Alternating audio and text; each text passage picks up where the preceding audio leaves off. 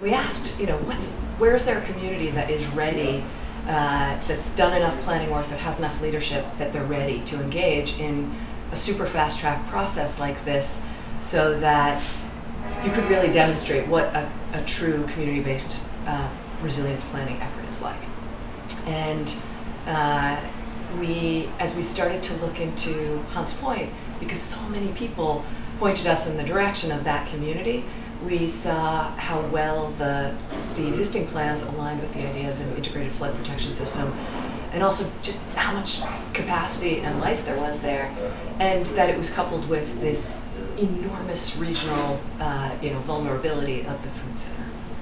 This is a lifeline to the region, and it's an infrastructure that has a huge footprint and an incredible amount of environmental impact on community. And what I think, Lifelines is as a proposal is it's saying that New York has to be able to take care of itself. We need to think about how industry and how community in a dense city like New York can live healthy, can live ecologically, and can be economically successful. So that's where we came up with a series of lifelines that are built on those principles of a working community and a working ecology and a working waterfront.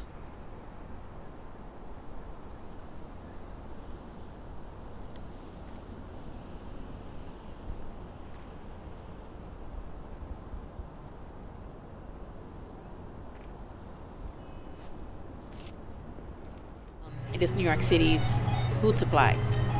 We have the Fulton Fish Market, we have the Crawford Market, which is our meat market, and we also have the produce market. And it houses a lot of our food for the city. So if that gets flooded, then it'll be a shortage.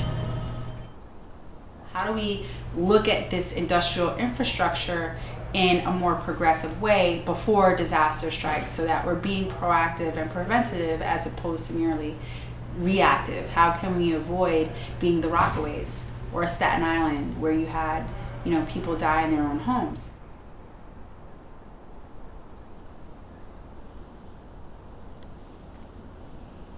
In other neighborhoods of New York City, the waterfront is some place that you go to and you visit and you enjoy.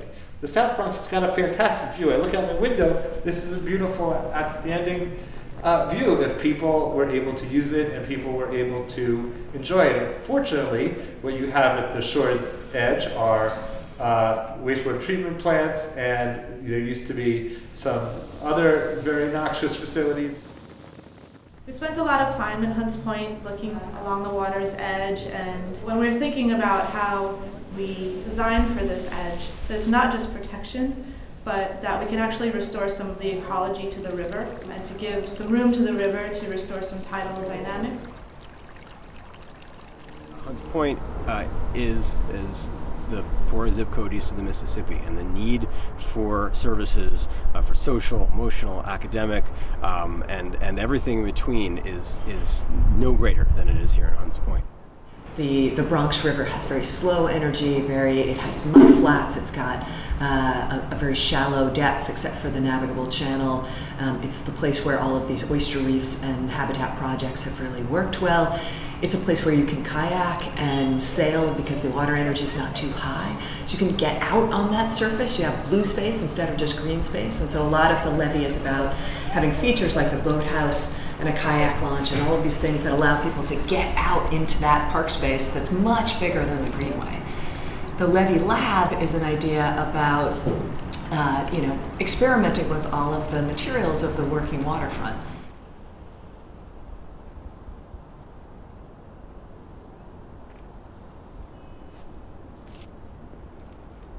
We're looked at as the breadbasket.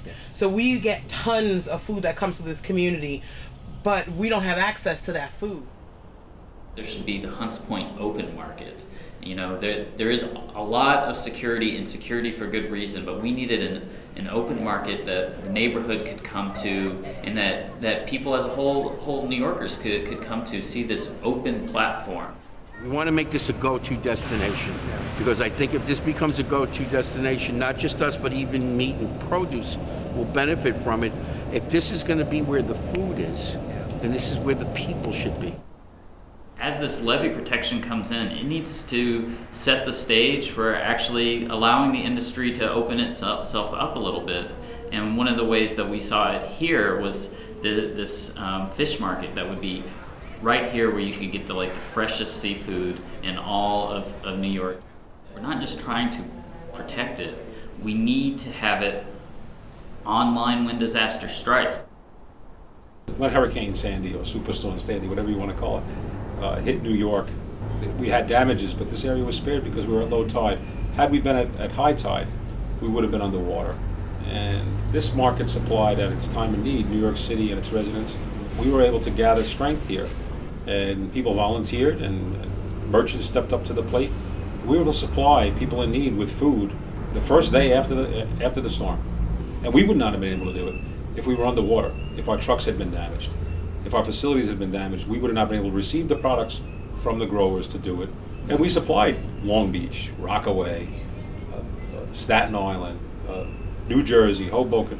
We had trucks as far south as Seaside Heights, sending produce, sending actually things you don't need to cook, because that was the whole idea. We need oranges, apples, tangerines, things that people who were out of their houses, who had no place to live, could eat. When we look between these two issues of providing an emergency transport program, our marine highways are easier to keep up and running. They're a backup plan for when we need to have access to food distribution across Manhattan and through into all the boroughs.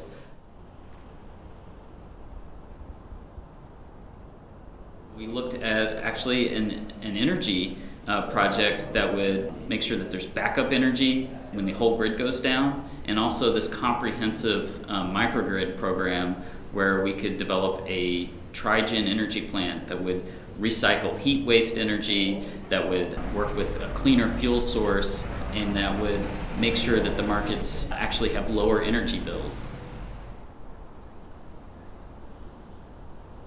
When a truck killed a little girl in 1996 called, her name was Crystal Vargas, and after that Mothers on the Move became very involved, especially since there was trucks coming in and out of Hunts Point, and a lot of the trucks were also going through the residential area, and that was a big concern of the members of the organization. And then they started talking to members, to people in the community, and they started seeing that a lot of those trucks were also triggering the asthma. Besides rerouting trucks and trying to get more offline with a good energy program, we're also looking at ways to mitigate the air quality in a way that is also really beneficial for the community. So you can use the planted strips and all these different structures to actually reinforce the connections. Part of the resiliency of this neighborhood would be to have the local people be able to not only have the jobs and make a livable wage, but also to learn about how all these systems work.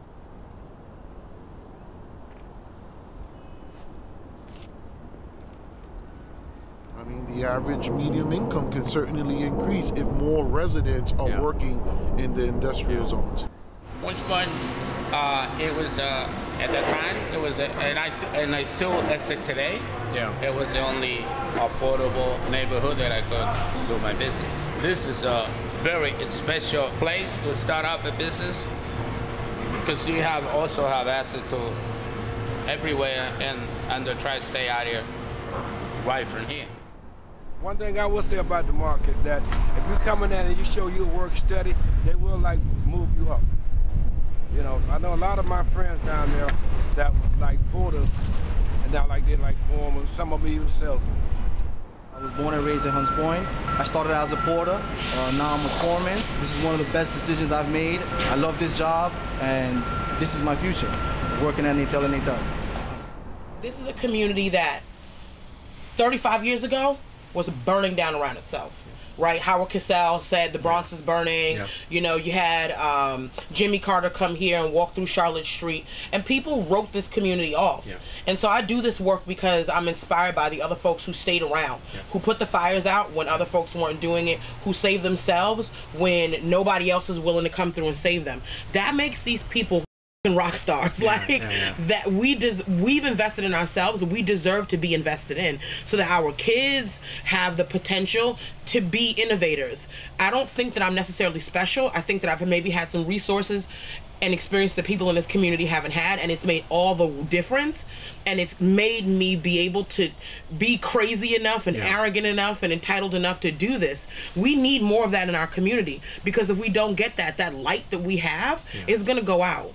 And so I don't want this community to be revitalized through gentrification. I want this community to be revitalized through the sheer spirit and the legacy of resiliency that it's shown over the last 40 years.